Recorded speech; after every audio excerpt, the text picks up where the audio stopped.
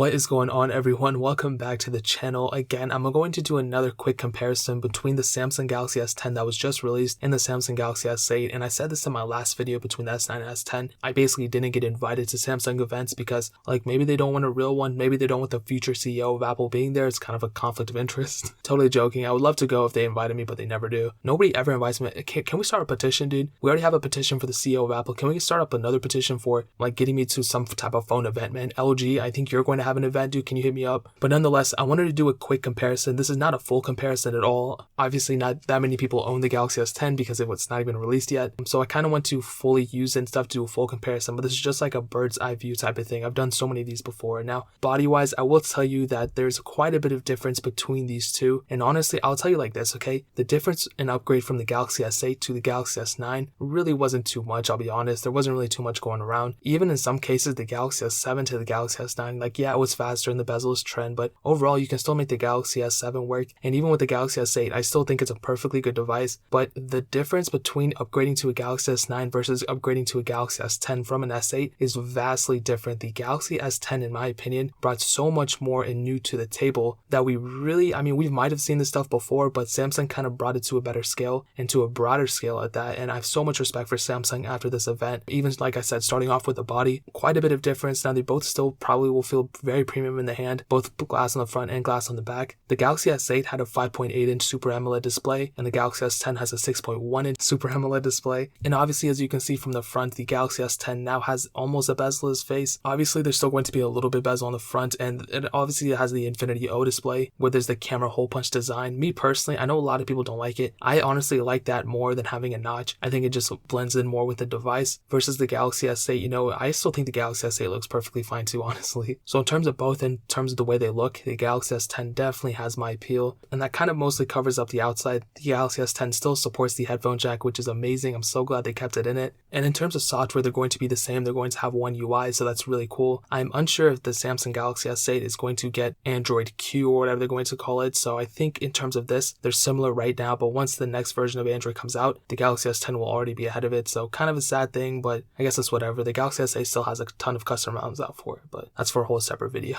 In terms of the performance inside, the Galaxy S8 had the Exynos 8895 octa chipset, an octa-core CPU, and 4 gigs of RAM, which is exactly the same amount of RAM as the Galaxy S9, whereas the Galaxy S10, believe it or not, the first couple things I'm going to say aren't even important. Exynos 9820 octa chipset, an octa-core CPU, pretty much almost the same thing as Galaxy S8, but the Galaxy S10 brought 8 gigs of RAM now, so twice the amount of RAM as the Galaxy S8 and twice the amount of RAM as the Galaxy S9. And this is a crazy huge feat in my opinion. This is amazing, and the fact, and I've said this before, the next iteration of Galaxy S phones are at the very minimum going to support 8 gigs of RAM, which is awesome. That is a lot of RAM, and honestly, my MacBook that I just had 8 gigs of RAM inside of it, so the fact that these phones have the same amount of RAM as MacBooks and laptops and PCs is amazingly crazy, and I will have to get my hands on the Galaxy S10 to test it further, but even from reading off this spec sheet, the Galaxy S10 is going to be way faster than the Galaxy S8, and the Galaxy S9 was faster too, but I still think that the Galaxy S8 is still not even that slow of a device, so it's a really big upgrade from a Galaxy S8, but I still think the Galaxy S8 is still pretty decent. Now the camera sensors on here, now as I said in the other video,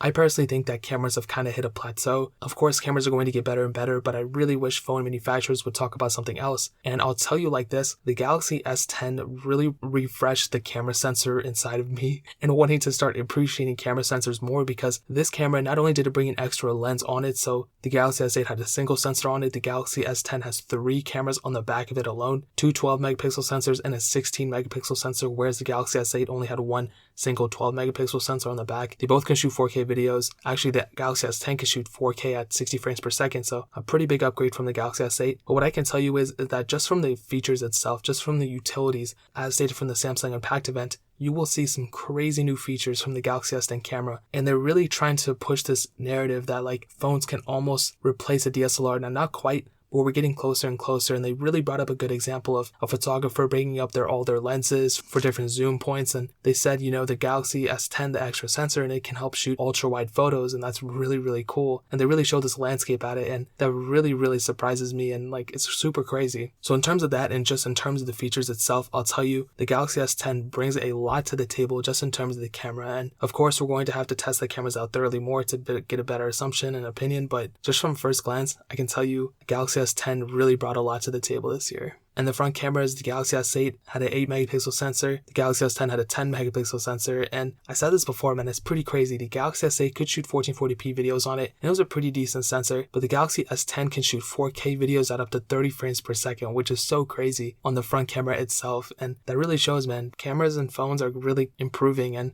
I really wish phone manufacturers would improve other aspects of phones, but Samsung really knocks it out of the park this year in terms of just the overall release. And that same type of attitude I have with that goes into the battery life as well. And I've said this before, the Galaxy S8 had a 3000 mAh battery. The Galaxy S10 now brought a 3400 mAh battery, and that's a bigger battery even from the Galaxy S9. And that is super, super cool, and I'm so happy Samsung did that. It's not every day we see phone manufacturers increasing the size of batteries, and a lot of them say, oh, we'll optimize the battery life instead in software and decrease the battery size, this and that. No, they need to do both, and Samsung, I hope, is going to do both, and not only with the increased battery size, but with One UI as well. So that's going to be super crazy. I'm super happy about that. Some other quick things to note, both these phones do support microSD card slots, so that's super sick. Samsung kept it in this year. They also kept the headphone jack, like I stated. And another interesting thing, the Samsung Galaxy S10 brings a inbuilt fingerprint sensor in the screen. So the Galaxy S8 had one up top by the camera, which is a really awkward spot, but the Galaxy S10 actually brings one within the screen. So a lot of people thought it was going to bring one on